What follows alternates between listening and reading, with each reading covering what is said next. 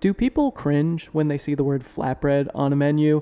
I kind of do a little bit, but I gotta be honest, I made a version of this a couple years ago and it came out so surprisingly good that it's made its way into our regular rotation ever since.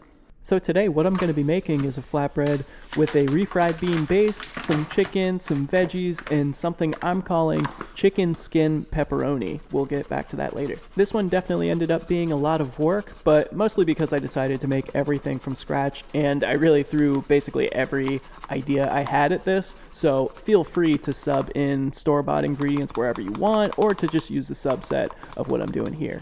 So first things first for this recipe is I'm going to make the dough that's going to be the crust for my flatbread. Here I'm going in with 275 grams of bread flour and then about 3.5 grams of rapid rise yeast. These little packets of yeast that you can buy are 7 grams each, so I'm pretty much just eyeballing about half of it. My scale's not really sensitive enough to accurately measure 3 grams or anything like that, but if I get about half of this, it should be close enough. And then lastly, I'm going to add a couple pinches of kosher salt. I'm going to give that a quick mix with my hand just to get everything combined, and then I'm going to get my water. I want to bring this up to a 60% hydration for this dough. So 60% of 275 grams of flour is going to be 165 grams of water. And I'm going to add slightly warm tap water just to kickstart the yeast a little bit. I also added about a tablespoon of olive oil to the dough. So with everything in the bowl now, I'm going to put the dough hook attachment on my stand mixer and then let this go until it comes into a cohesive dough, and then I'm going to let it knead in the bowl for about 5 more minutes to develop the gluten.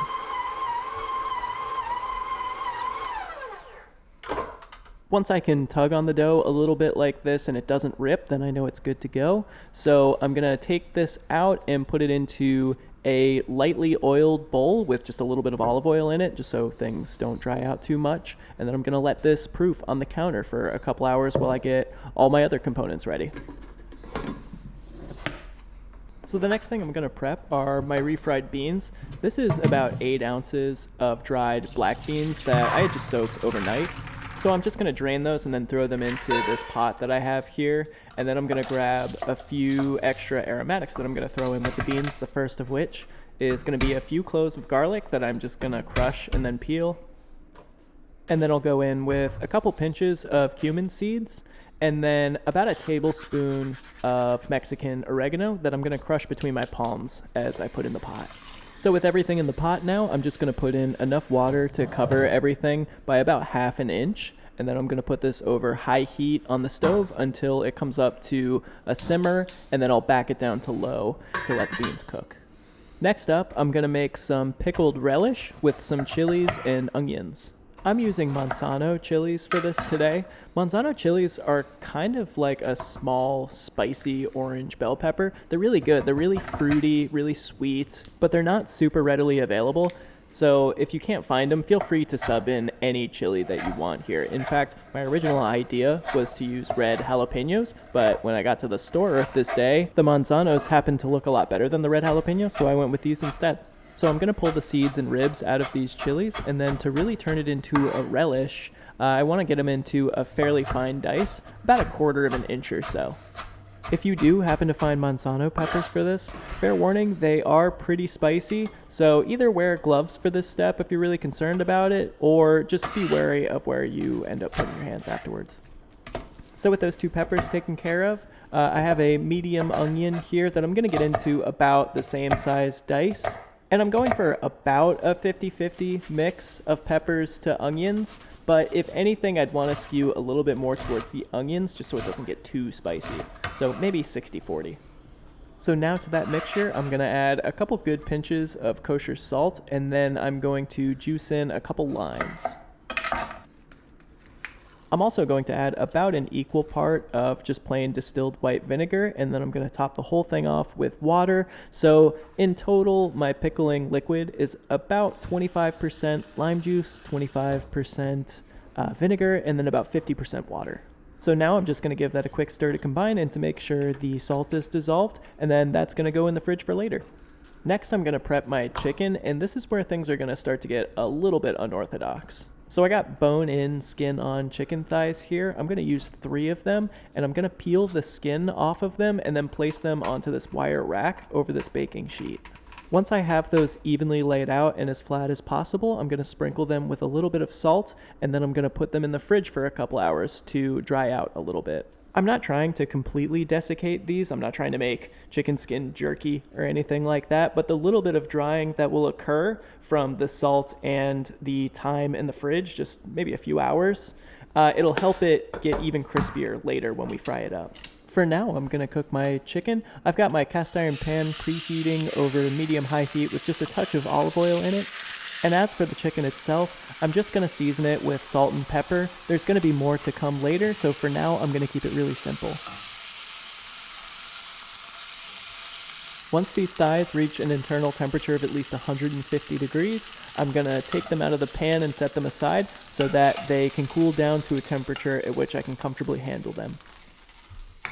I am going to drain off this rendered fat from the pan so that I can use it later for when I fry up my chicken skins. Alright, now that my chicken is cooled down, I'm going to dice it up. In order to do this, I'm just going to cut down on both sides of the bone parallelly, and then whatever's left on the bone, I'm just going to kind of shave it off with the knife.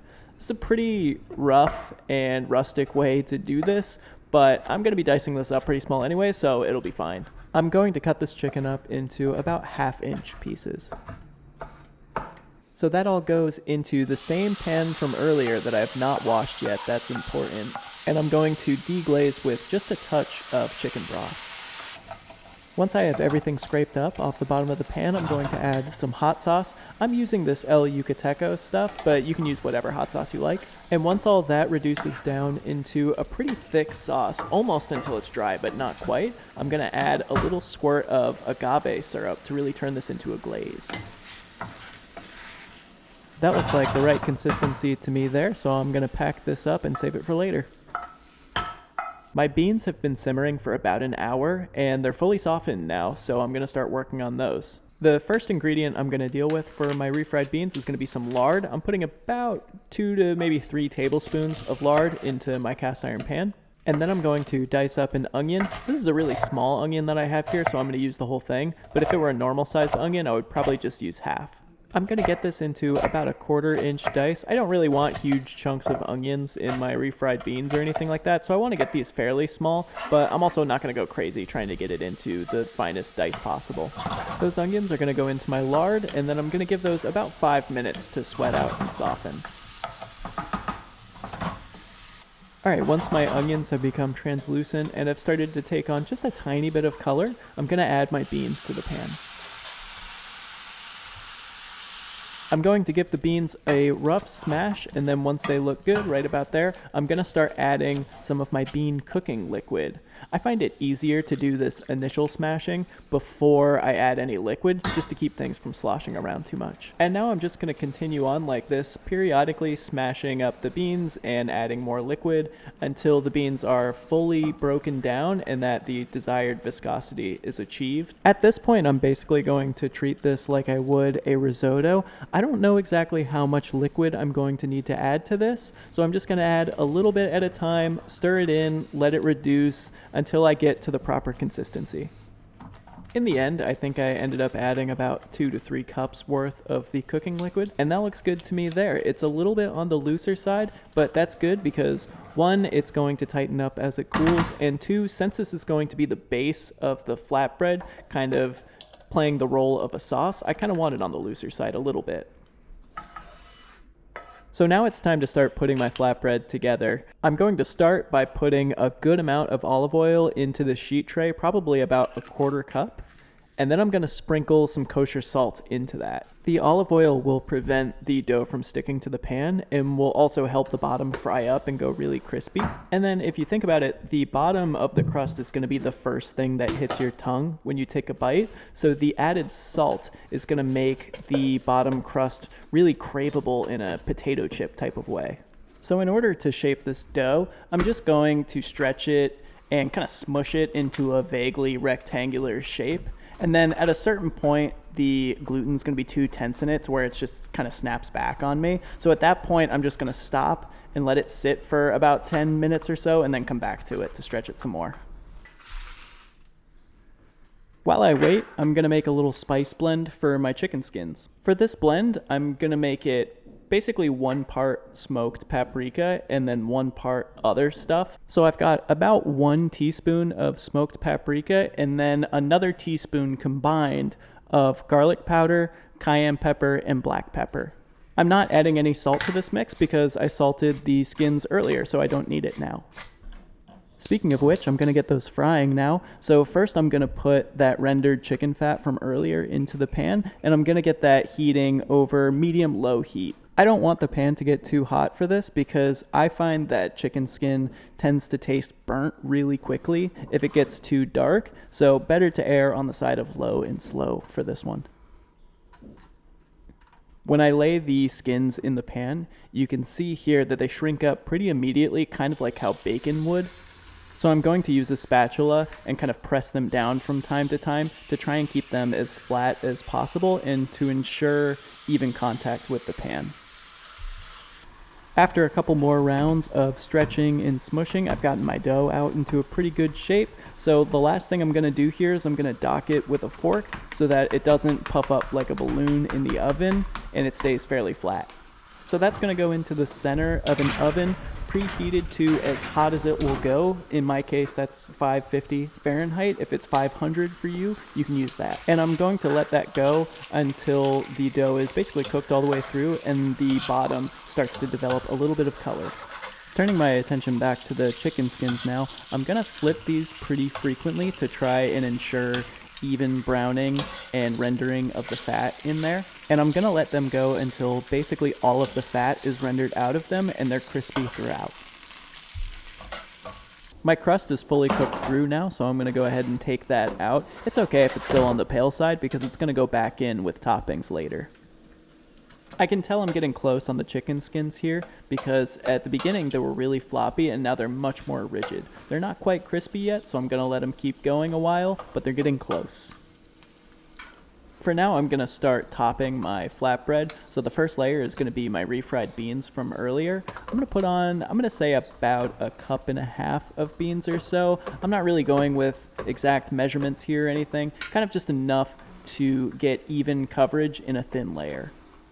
Next, I'm going to put my glazed chicken on from earlier. Again, just kind of trying to sprinkle this on in as even a layer as I can. And then the last thing I'm going to put on before this goes back in the oven is a healthy showering of queso fresco. And that's going to go back into my preheated oven now until everything on top kind of gets a chance to brown a little bit.